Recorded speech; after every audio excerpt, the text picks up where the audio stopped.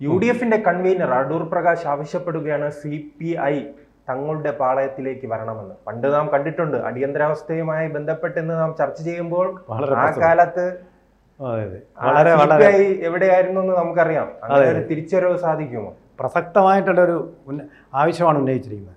പക്ഷേ ഈ CPIയും കോൺഗ്രസും തമ്മിലുള്ള ബന്ധം വളരെയധികം വിമർശിച്ചത് CPM ആണ്.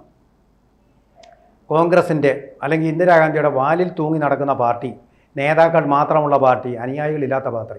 ഇവൻ നിലമ്പൂരിൽ മത്സരിച്ച സ്വരാജ് പോലും പറഞ്ഞത് എന്താ, ഞാൻ ആദ്യമായിട്ടൊരു CPIക്കാരനെ കാണുന്നത് തൃശ്ശൂരിൽ വന്നപ്പോഴാണ്.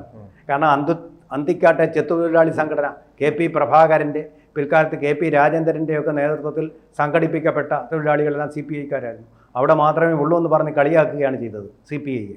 ഇപ്പോഴും കളിയാക്കിക്കൊണ്ടിരിക്കുകയാണ്. മനസ്സിൽ CPI ഇല്ലാതാവണം, എങ്ങനെ കോൺഗ്രസ് മുക്ത ഭാരതം ഉണ്ടാവണോ അങ്ങനെ CPI മുക്ത കേരളം ഉണ്ടാവണമെന്ന് ആഗ്രഹിക്കുന്ന ഒരു പാർട്ടിയും ആ ഒരു മനഃശാസ്ത്രവുമാണോ CPMനുള്ളത്. ഇത് അറിയാത്ത ഒരാൾ ബിനോയ് വിശ്വവും CPIക്കാരും മാത്രമാണ്. നശിപ്പിക്കാൻ വേണ്ടി തന്നെ ഇരിക്കുക. കോൺഗ്രസിന് അങ്ങനെയല്ല. നോക്കൂ, കോൺഗ്രസ് അതോടൊപ്പം തന്നെ ഈ CPIയിലെ പല നേതാക്കളും പറഞ്ഞിട്ടുണ്ട്, തങ്ങൾക്ക് മുഖ്യമന്ത്രി ലഭിച്ചതും പല നിർണായക ചുമതലകൾ ലഭിച്ചതും പദവികൾ ലഭിച്ചതും കൂടുതൽ MLA-മാരുണ്ടായിരുന്നതും എല്ലാം സുവർണ കാലഘട്ടം ഈ കോൺഗ്രസിനോടൊപ്പം നിൽക്കുമ്പോഴാണ്. അന്ന് ബീഹാറിലൊക്കെ എത്ര സീറ്റുകളാണ് നേടിയതെന്ന് അറിയാമോ? CPMനേക്കാൾ സീറ്റുകൾ കൂടി നേടിക്കൊണ്ട് വൻ വിജയങ്ങളാണ് അവർ നടത്തിയത്. നെക്സൽ ഇതുണ്ടല്ലോ, CPI MLA-മായിട്ട് കൂട്ടുപിടിച്ചുകൊണ്ടുമൊക്കെ സോമനാഥ് ലാഹിരി ഉൾപ്പെടെയുള്ള നേതാക്കളെല്ലാം CPIയിലായിരുന്നു. SA ഡാങ്കെ പാർലമെന്റ് കടന്ന് ചാടി, ഗേറ്റ് കടന്ന് അതിനുള്ളിൽ കയറി സാഹസികമായിട്ട് കോൺഗ്രസിനെ വെല്ലുവിളിച്ചാല്, സുവർണക്ഷേത്രത്തിന് ചുറ്റും നടന്ന് ബിന്ദ്രൻവാലയെ വെല്ലുവിളിച്ച സത്യപാൽ ദാംഗെ, അതുപോലെ തന്നെ എത്രയോ പേര് വ്യവസായത്തിലെ അഴിമതി കണ്ടുപിടിച്ചതിന് പാർലമെൻറ്റിൻ്റെ പ്രത്യേക അവാർഡായിട്ടുള്ള 1 കോടി രൂപ അന്നത്തെ കാലത്ത് കിട്ടിയ ആൾ, അദ്ദേഹത്തിൻ്റെ പേര് ഞാൻ മറന്നുപോയി, ക്ഷമിക്കണം, ഞാൻ തയ്യാറായിട്ടില്ലെന്ന്. ആ 1 കോടി രൂപ പാർട്ടി പാവങ്ങൾക്ക് വേണ്ടി സമർപ്പണം ചെയ്ത നേതാവ്. ഇങ്ങനെ എടുത്തോളം ഇന്ദ്രജിത് ഗുപ്ത, രാജേശ്വര റാവു, എത്രയോ മഹാന്മാരായ നേതാക്കളുള്ളൊരു പാർട്ടിയായിരുന്നു എന്നറിയാം. ഈ പാർട്ടിയുടെ ചെയർമാൻ എന്ന് പറയുന്നത് ഡാങ്കെയായിരുന്നു. ഡാങ്കെയുടെ ലൈനായിരുന്നു കോൺഗ്രസുമായിട്ട് ചേർന്ന് പോകണമെന്നുള്ളത്. അതാണ് CPIക്ക് ഏറ്റവും കൂടുതൽ സീറ്റുകൾ നിയമസഭകളിലും അതുപോലെ പാർലമെൻറ്റിലും സമ്മാനിച്ചത്. പക്ഷേ നന്ദികെട്ട CPI അദ്ദേഹത്തെയും അദ്ദേഹത്തിൻ്റെ മകൾ റോസ ദേശ്പാണ്ഡെയെയും ഭത്തിൻഡ കോൺഗ്രസിന് ശേഷം CPIയിൽ നിന്ന് പുറത്താക്കിയായിരുന്നു. ഒരു പക്ഷേ അദ്ദേഹത്തിൻ്റെ ലൈനിൽ അവർ നീങ്ങിയിരുന്നെങ്കിൽ ഈ ഗതികെട്ട പാർട്ടിയായിട്ട് മാറില്ലായിരുന്നു. കേരളത്തിൽ മാത്രം CPM എന്ന വലിയേട്ടൻ്റെ സഹായത്തോടു കൂടി കിട്ടുന്ന കുറേ സീറ്റുകൾ, അത് മാത്രമേ ഇപ്പോൾ അവർക്ക് അസെപ്റ്റായിട്ടുള്ളൂ, വേറൊന്നും ഇല്ലാത്ത ഒരവസ്ഥ. അതാണിപ്പോൾ വന്നിരിക്കുന്നത്. മറ്റെങ്ങും ഒരു സ്ഥാനവുമില്ല. കോൺഗ്രസുമായിട്ട് അവർ സഖ്യം കൂടാത്തതിൻ്റെ ഫലം, BJPയെ എതിർക്കുന്നുണ്ട്, ഭാരതമാതാവിനെ എതിർക്കുന്നുണ്ട്, വല്ല ഫലവും ഉണ്ടാകുന്നുണ്ടോ? CPIക്ക് എവിടെയെങ്കിലും ഈ പഞ്ചായത്ത് തിരഞ്ഞെടുപ്പിൽ നോക്കുകയുള്ളൂ, ഒതുക്കും, മാക്സിമം ഒതുക്കും. കഴിഞ്ഞ തവണ തന്നെ കാഞ്ഞിരപ്പള്ളിയിൽ നിന്ന് CPIയുടെ സീറ്റ് അവർ പിടിച്ചു വാങ്ങിയിട്ടുണ്ട്. CPMകാർ ഓരോരോ സീറ്റുകളായിട്ട് പിടിച്ചു വാങ്ങിക്കൊണ്ട് അവസാനം എണ്ണി താഴോട്ട് വന്ന് 0 എന്നുള്ള സംഖ്യയിൽ അവസാനിക്കും അവരുടെ സീറ്റ്. CPIയെ വട്ടപൂജ്യമാക്കുക.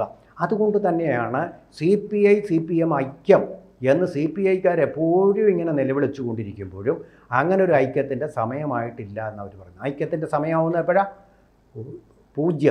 0 എന്നുള്ള സംഖ്യയിലേക്ക് CPIയുടെ സംഖ്യ വരുമ്പോഴാണ് ഇനി ഐക്യം ഉണ്ടാവുക. അങ്ങനെ അവരിപ്പോൾ പറയുന്നത് എന്താ?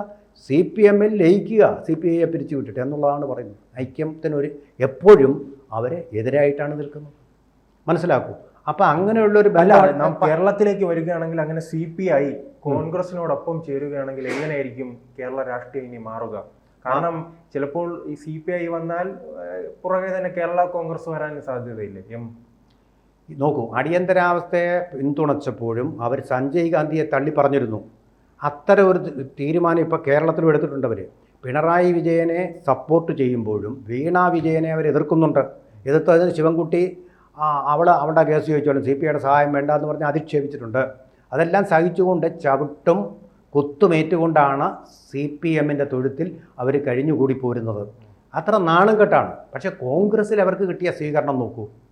CPIയുടെ MLA-മാരുടെ എണ്ണം വേണ്ട എനിക്ക് തോന്നുന്നു 18ഓളം മാത്രമായിരുന്ന സമയത്താണ് അവിടെ 60ഓളം അംഗങ്ങളുണ്ടായിരുന്ന K. കരുണാകരൻ്റെ നേതൃത്വം, സംഖ്യകൾ ചിലപ്പോൾ വ്യത്യസ്തമായിരിക്കും, നമ്മുടെ പ്രേക്ഷകർ തിരുത്തട്ടെ, ആ കെ കരുണാകരൻ എന്ന് പറഞ്ഞ ലീഡർ മുഖ്യമന്ത്രി സ്ഥാനം ഒരു വെള്ളിത്തളികയിൽ വെച്ചുകൊണ്ട് സി അച്യുതമേനോൻ അന്ന് പാർലമെൻറ്റ് അംഗമായിരുന്നു അദ്ദേഹത്തിന് നൽകിയത്. അന്നും അത് നേരത്തെ പറഞ്ഞ പോലെ അവിടെയും തെരഞ്ഞെടുപ്പ് നടത്തേണ്ടി വന്നു. ഇപ്പം കാരണം എം പി സ്ഥാനത്ത് നിന്ന് അദ്ദേഹം ഇങ്ങോട്ട് വരികയല്ലേ, അപ്പോൾ അങ്ങനെ തെരഞ്ഞെടുപ്പ് നടത്തേണ്ടി വന്നു. അദ്ദേഹത്തിന് തെരഞ്ഞെടുപ്പിൽ ജയിക്കേണ്ടതാത്ത ജയിക്കുകയും ചെയ്തു. അന്തസ്സായിട്ട് ജയിച്ചുകൊണ്ട് കേരളത്തിൽ ഏറ്റവും പുരോഗമനാത്മകമായിട്ടുള്ള പരിപാടികൾ, കേരളത്തിന് ഏറ്റവും കൂടുതൽ വികസനം, ഇതെല്ലാം ഉണ്ടായിട്ട് ഒരു സുവർണ കേരളം സ്ഥാപിച്ചത് മുഖ്യമന്ത്രിയായിട്ട് ഒരു പരിചയവും മുൻപരിചയവും ഇല്ലാത്തുള്ള സി അച്യുതമേനോനാണ്. മുഖ്യമന്ത്രിയായിട്ടിരുന്നുകൊണ്ട് കേരളത്തെ നശിപ്പിച്ച ആളാണ് അതേസമയം EMS നമ്പൂതിരിപ്പാട് എന്നുള്ളതാണ് ഇപ്പോൾ എല്ലാവരും വിലയിരുത്തുന്നത്. ഏറ്റവും തിളങ്ങിയ മുഖ്യമന്ത്രി സി അച്യുതമേനോനും ഏറ്റവും മങ്ങിയ മുഖ്യമന്ത്രി EMS നമ്പൂതിരിപ്പാട്. അദ്ദേഹത്തിന് പാർട്ടി തിയറിറ്റിഷ്യൻ മാത്രമാണ്. ആ സ്ഥാനത്തിരുന്നാലേ ശോഭിക്കാൻ പറ്റുകയുള്ളൂ. പകരം MN ഗോവിന്ദൻ നായരെയോ AK ഗോപാലനെയോ മുഖ്യമന്ത്രിയാക്കിയിരുന്നെങ്കിൽ ഇവർ രക്ഷപ്പെട്ടു വരും. അതാണ് അതിൻ്റെ ശാസ്ത്രം. എന്നിട്ട് CPM എന്ന് പറയുന്ന പാർട്ടി അടിയന്തരാവസ്ഥയിൽ ഈ വാചകം അടിച്ചതല്ലാതെ RSSനെ പോലെ ഒരു പ്രക്ഷുബ്ധ സമരരംഗത്തും പോലീസിൻ്റെ അടികൊള്ളാനും ഇടികൊള്ളാനും മരണമേറ്റുവാങ്ങാനും ഒരിക്കലും ഉണ്ടായിട്ടില്ലെന്നുള്ള ആ സത്യം. ആ എക്സെപ്ഷൻസ് ഉണ്ട് തീർച്ചയായും. AK ഗോപാലൻ, പിണറായി വിജയൻ, അവർ രണ്ടുപേരും ജയിലിൽ പോയി കിടന്നിട്ടുള്ള ആൾക്കാരാണ്. ബാക്കിയൊക്കെ RSSകാരാണ് അതിനെതിരെയുള്ള പോരാട്ടത്തിന് മുൻപന്തിയിൽ നിന്ന് സഹിച്ചുകൊണ്ട് സഹന സമരത്തിലൂടെ പോലീസ് അടിക്കുമ്പോൾ തിരിച്ച് അടിക്കാൻ പാടില്ല എന്നുള്ള നിർദ്ദേശമുണ്ട് RSSൻ്റെ സർസംഘചാലകിൽ നിന്ന്. ബാലാസാഹബ് ദേവരച്ചായിരുന്നു ഒന്ന്. ആ അടിയും ഇടിയും ഏറ്റുവാങ്ങി എന്നിട്ടും ധൈര്യം കൈവിടാതെ കൊണ്ട് മരണത്തോട് മല്ലിട്ടുകൊണ്ട് ജയിലുകളിൽ കിടന്ന് ഇതിനെതിരെയുള്ള സഹന സമരം, ഗാന്ധി മാർഗത്തിലൂടെയുള്ള സമരം നടത്തിയത് RSSകാരാണ്. അപ്പോൾ ഈ അന്ന് RSSകാരെ ആക്ഷേപിച്ചുകൊണ്ടാണ് കോൺഗ്രസിൻ്റെ കൂടെ കൂടിയത് CPI. ഇപ്പോൾ നോക്കൂ എങ്ങനെയാണെന്ന്. ആ കോൺഗ്രസുമായിട്ട് സഖ്യം ചേർന്നല്ലേ ഇന്ത്യ മുന്നണി ഉണ്ടാക്കിയിരിക്കുന്നത്. CPM ഇല്ലേ അതിൽ. അപ്പോൾ അവിടെ കുഴപ്പമൊന്നുമില്ല, കോൺഗ്രസുമായിട്ട് ഐക്യപ്പെടുന്നതിന് കുഴപ്പമൊന്നുമില്ല. അപ്പോൾ അങ്ങനെയാണെങ്കിൽ ഈ അധിക്ഷേപവും സഹിച്ചുകൊണ്ട് CPMൻ്റെ അധിക്ഷേപങ്ങൾ പണ്ടും ഇപ്പോഴും സഹിച്ച് ആ സഹന സമരം CPI തുടരേണ്ട ആവശ്യമുണ്ട്. കോൺഗ്രസിൽ പോയാൽ അവർക്ക് മാന്യമായിട്ടുള്ള സ്ഥാനം കിട്ടുമെന്നുള്ള ഉറപ്പാണ്. അധിക്ഷേപിക്കപ്പെടുകയില്ല എന്നുള്ളത് വളരെ വ്യക്തമാണ്. തന്നെയല്ല സീറ്റുകളുടെ എണ്ണം കൂടും. കോൺഗ്രസിനെയും ശക്തിപ്പെടുത്തും, CPIയെയും പുഷ്ടിപ്പെടുത്തും. ഒരു നല്ല മാർഗ്ഗമാണ്. ഇപ്പോൾ തന്നെ പല അഭിപ്രായ വ്യത്യാസങ്ങൾ വീണ വിജയൻ്റെ കാര്യത്തിൽ, അതുപോലെ സപ്ലൈകോയ്ക്ക് വേണ്ടത്ര രീതിയിൽ ഫണ്ട് കൊടുക്കാത്തതിൻ്റെ കാര്യത്തിൽ ഒരുപാട് അഭിപ്രായ വ്യത്യാസങ്ങൾ. ഏറ്റവും ഒടുവിൽ നിലമ്പൂർ തെരഞ്ഞെടുപ്പിൻ്റെ കാര്യത്തിൽ വരെ CPIക്ക് അതൃപ്തിയുണ്ട്. അപ്പോൾ ഈ അതൃപ്തികളെ എല്ലാം രൂപപ്പെടുത്തിക്കൊണ്ട് ആണ് വിളിക്കുന്നത്. പക്ഷേ അതേസമയം നമ്മൾ ഓർക്കേണ്ട ഒരു പ്രധാനപ്പെട്ട കാര്യം, അടൂർ പ്രകാശ് ഇത് പറയുമ്പോൾ UDF കൺവീനർ എന്നുള്ള നിലയിൽ അദ്ദേഹത്തിന് ആത്മവിശ്വാസമില്ല.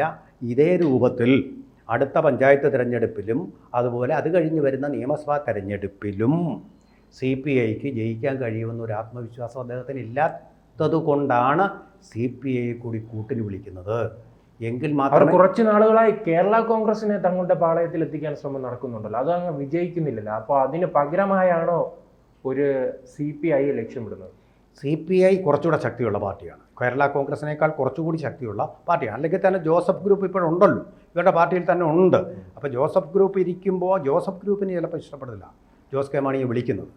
അത് ഒരു നീരസത്തിന് കാരണമാകാൻ ഇടയുണ്ട്.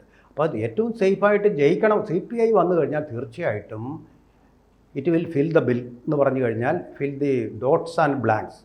കോൺഗ്രസ്സിന് മോശമായിട്ടുള്ള സ്ഥലങ്ങളിൽ കുറച്ച് വോട്ട് മതിയല്ലോ ജയിക്കാൻ വേണ്ടിയിട്ട്. ആ വോട്ടുകൾ അവരിൽ നിന്ന് കിട്ടും എന്നുള്ള ഒരു ഘട്ടമുണ്ട്. അങ്ങനെയാണെങ്കിൽ PV അൻവറിനെ കൂടാതെ തന്നെ ജയിക്കാൻ ഇവർക്ക് പറ്റും. PV അൻവർ എപ്പോഴും ഒരുപാട് ഡിമാൻഡുകൾ വയ്ക്കും. അങ്ങനെ ഡിമാൻഡ് വയ്ക്കുന്ന പാർട്ടി അല്ല CPI. സമ്മർദ്ദം ഉണ്ടാവില്ല. PV അൻവർ ഏത് നിമിഷത്തിൽ ട്രംപിനെ പോലെ ട്രംപിന് പിടിക്കുന്ന ആളാണ് അദ്ദേഹം. ഏത് നിമിഷവും അഭിപ്രായം മാറാം, സമ്മർദ്ദം ഉണ്ടാക്കാം, മുന്നണി പടലപിണക്കങ്ങളും ഉണ്ടാക്കാം. അവിടെയാണ് ഈ പ്രശ്നം ഉണ്ടാകുന്നത്. അതുകൊണ്ട് സേഫായിട്ട് അവർക്കുള്ളൊരു പാർട്ടി എന്ന് പറയുന്നത് തീർച്ചയായിട്ടും CPI തന്നെയാണ്. പഴയ ചങ്ങാതിമാരാണ്. കരുണാകരൻ്റെ കാലത്ത് ഏറ്റവും പുഷ്കലമായിരുന്നു ആ ബന്ധം. പട്ടീന്ത കോൺഗ്രസിന് ശേഷം മാത്രമാണ് ആ ബന്ധം വഷളായി തുടങ്ങിയത് എന്നുള്ളത് നമ്മൾ മനസ്സിലാക്കണം. ഒരു നല്ല മുന്നണിക്കുള്ള ഒരു നല്ല ലെയ്സണോടുകൂടി പ്രവർത്തിച്ച ഒരു മുന്നണിയായിരുന്നു കോൺഗ്രസും CPIയും ഉൾപ്പെട്ട RSPയും ഉണ്ടായിരുന്നു. ഉൾപ്പെട്ട മുന്നണി RSP ഇപ്പോഴും ഉണ്ട്. കൂടുതൽ വാർത്തകളും വിശേഷങ്ങളും നിങ്ങളിലേക്ക് എത്താൻ ABC മലയാളം സബ്സ്ക്രൈബ് ചെയ്യുക, ബെൽ ബട്ടണും അമർത്തുക.